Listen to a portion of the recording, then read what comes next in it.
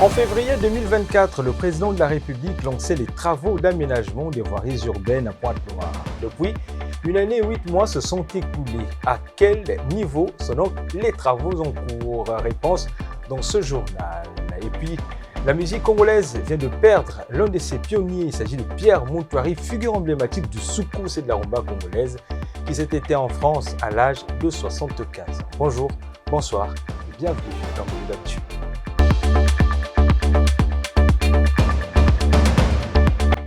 En février 2024, le président de la République lançait les travaux d'aménagement des voiries urbaines à Pointe-Noire. Depuis, 1 année et 8 mois se sont écoulés. À quel niveau sont les travaux en cours? Le délégué général aux grands travaux, M. Oscar Otoka, fait grise mine. Franchamat.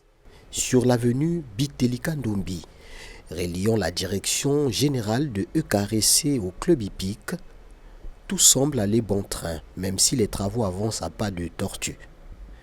En ce qui concerne le boulevard Denis Sassou Nguesso, partant du rond-point Kassai jusqu'au marché de Tietie, en passant par le marché Oui, le rond-point Tister, Chikaya jusqu'à Patra, ainsi que les travaux en cours à partir du rond-point Tister reliant la route nationale numéro 1 par Mogonkamba, Nkwiku jusqu'à Luandili, tout avance à un rythme assez satisfaisant, constate Oscar Otoka, délégué général aux grands travaux. Au niveau des chantiers tenus par les entreprises CRBC et China State, le rythme d'avancement des travaux est normal, confortable, acceptable.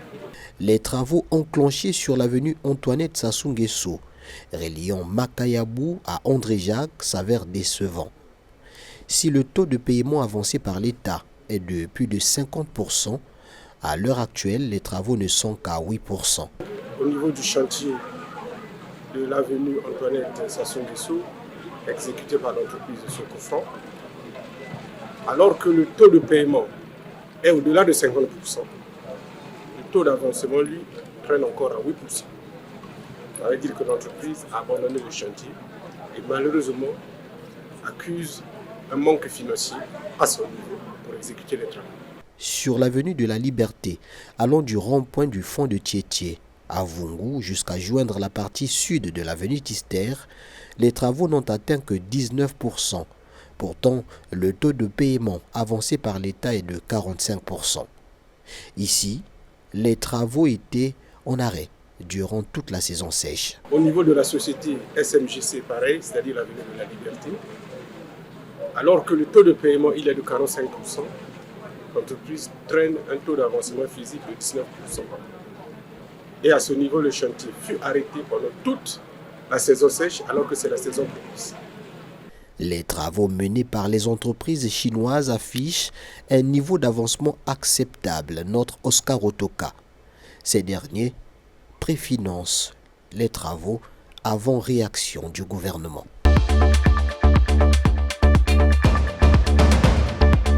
Face à la cherté des procédures d'accompagnement juridique au Congo et à la multiplication des pertes de procès dues à la mauvaise présentation des dossiers, Garcelle Dublon, secrétaire général et coordinateur national de l'ONG Le Livre du Congo Blanc, invite les citoyens congolais à découvrir la nouvelle démarche juridique mise en place par son organisation pour défendre efficacement leurs intérêts devant la justice.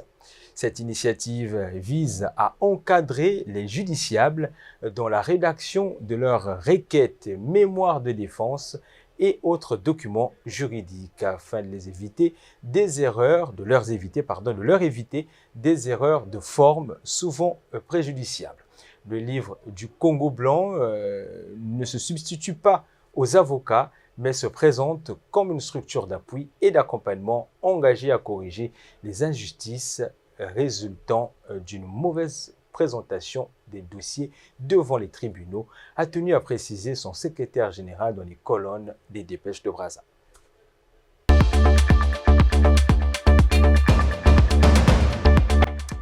Un forum sur les investissements des entreprises chinoises s'est tenu durant le forum Investir au Sénégal qui a eu lieu les 7 et 8 octobre au centre de conférence Abdou Diouf à Dakar.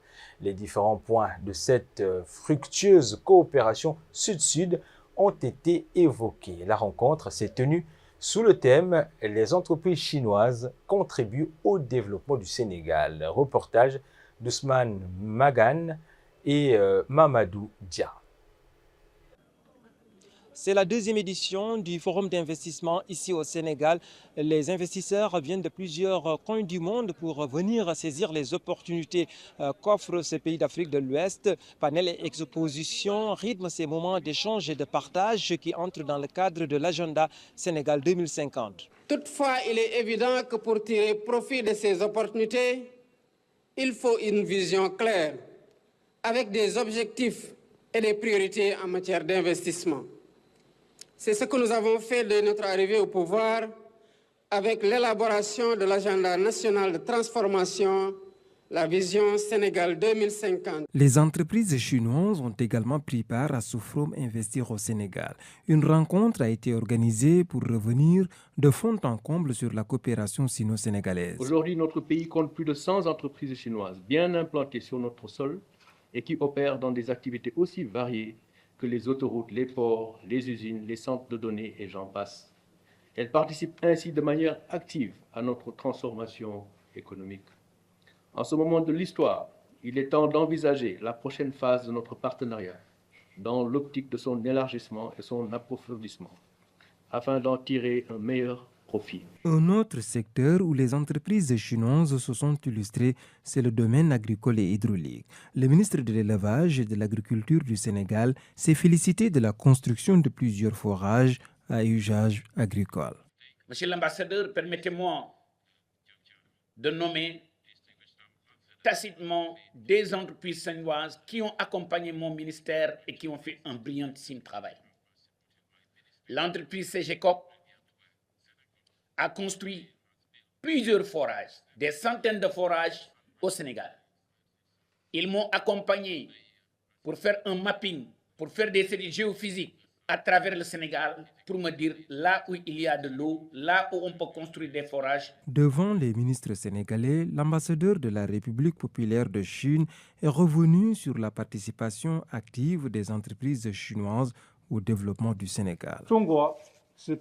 La Chine accompagne le Sénégal sur son chemin du développement et de prospérité. En 2024, la Chine est devenue déjà le premier partenaire commercial du Sénégal. Les investissements chinois au Sénégal s'élèvent à plus de 430 millions de dollars américains. Plus de 100 entreprises chinoises sont implantées au Sénégal, créant plus de 11 000 emplois.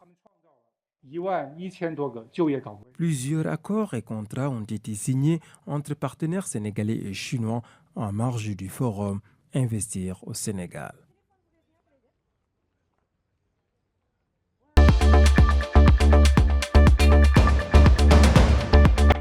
À l'approche de la réunion des dirigeants mondiaux sur les femmes, CGTN France met en lumière les forces subtiles qui unissent le monde. Ensemble, découvrons cette énergie et la sagesse qu'elle porte. Aujourd'hui, partons donc à la rencontre de l'ambassadrice Aminata Koïta à l'ambassade de Guinée en Chine pour explorer le parcours inspirant de celle que l'on surnomme la rose de la diplomatie. Salut tout le monde, je suis Marianne. Aujourd'hui, nous sommes à l'ambassade de Guinée en Chine pour participer à la célébration de son indépendance et interviewer son Excellence, Madame ambassadrice Aminata Koïta. J'ai interviewé beaucoup d'ambassadeurs et Madame Koïta se distingue particulièrement. Elle allie une douceur à la rigueur diplomatique, révélant ainsi le charme unique des femmes diplomates sur la scène internationale. À chaque visite, son accueil est d'aussi chaleureux que parfaitement organisé. Vous avez déjà très bien préparé. Oui. Alors j'ai vu les calligraphies ici.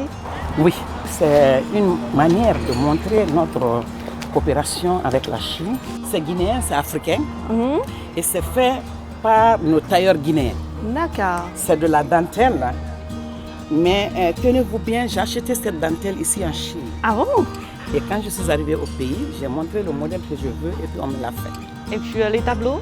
Les tableaux, voilà, ça, C'est des trucs qui reflètent la vie quotidienne du Guinéen. On veut montrer toujours notre coopération avec la Chine.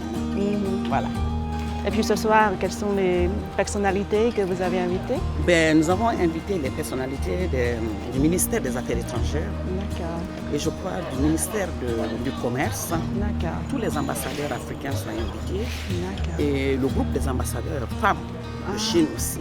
Nous sommes fiers de célébrer la fête de l'indépendance de notre pays avec un pays ami qui est la Chine, qui nous a tenu la main depuis les premières heures de l'indépendance, qui a été l'un des premiers pays à reconnaître l'indépendance de la Guinée. Nous sommes contents, fiers de le fêter en Chine, dans un pays ami de la Guinée. Nous sommes fiers de célébrer le 67e anniversaire de notre indépendance et de tout ce que nous avons eu comme acquis au cours des années écoulées. On a réalisé beaucoup de projets. En montant, on a finalisé certains. En montant, on a débuté d'autres. La centrale hydroélectrique de Amaria, le projet a été signé ici en 2024 pendant le FOCAC en présence du président de la République de Guinée, le général Mamadi Doumbouya. Nous avons un hôpital sino-guinéen, un hôpital de l'amitié, qui aujourd'hui ne fait que progresser avec 150 lits, avec un centre de détection et de soins de la maladie cardiovasculaire et de la maladie cérébrovasculaire aussi. Nous avons eu, depuis 2022, chaque année, des bourses de formation pour les étudiants guinéens désireux de venir finir en Chine. Et ils sont nombreux. Nous avons tellement d'exemples qu'on ne pourra pas en finir. Et surtout, le dernier, c'est Simandou 2040, où les premières actions posées, c'est par la Chine. Aujourd'hui, il y a 2 ou 3 jours, le premier train, les rails que la Chine a eu à mettre, les premiers trains sont arrivés à Simandou, grâce à la Chine.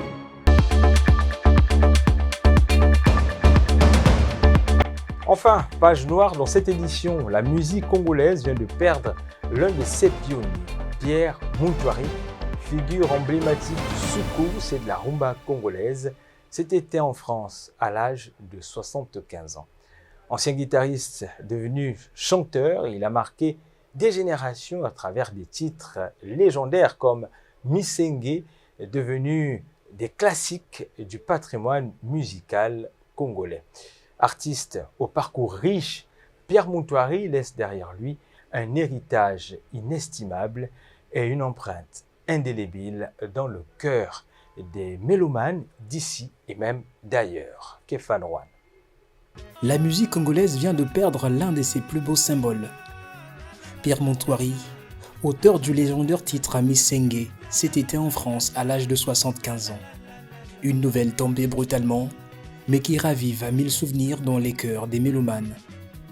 Né en 1950 à Kinkala, Pierre Moutouari grandit dans une famille de musiciens. À la fin des années 60, il fait ses premiers pas sur scène, encouragé par son frère aîné Cosmos Moutouari, figure du célèbre orchestre Les Bantous de la capitale. Très vite, sa voix et son charisme séduisent. Il rejoint Sinza Kotoko, un groupe mythique avec lequel il enchaîne les succès.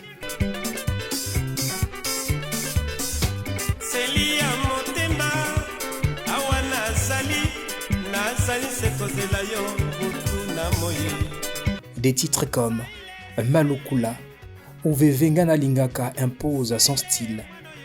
En 1973, il décroche la médaille d'or au Festival panafricain de la jeunesse de Tunis, un tournant dans sa carrière. Quelques années plus tard, cap sur Paris, Pierre Moutouari s'installe en Europe pour conquérir des nouveaux horizons. Il collabore avec Jacob Devarieux, cofondateur du groupe Kassav, et signe une série de tubes inoubliables comme Julienne, Mawungu, Missengue. Misenge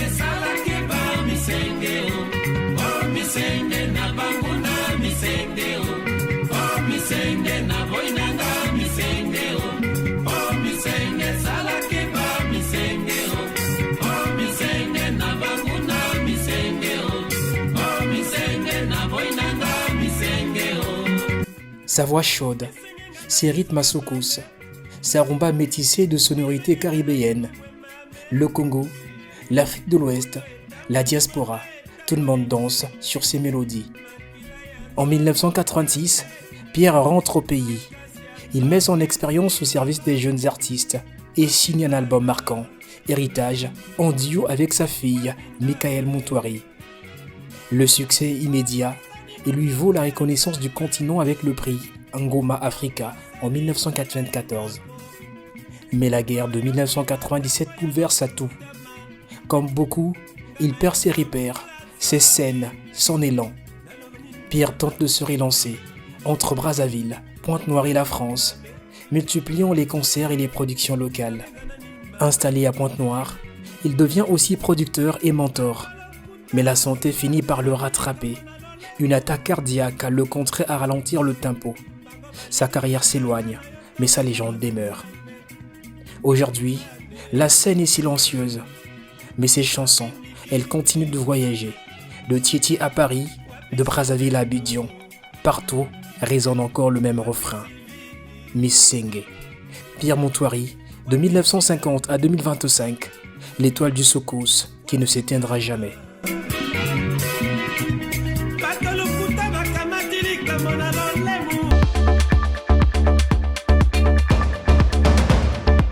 Voilà, c'est la fin de Minute d'Actu. Je vous donne rendez-vous demain, même heure. Prenez soin de vous. Au revoir.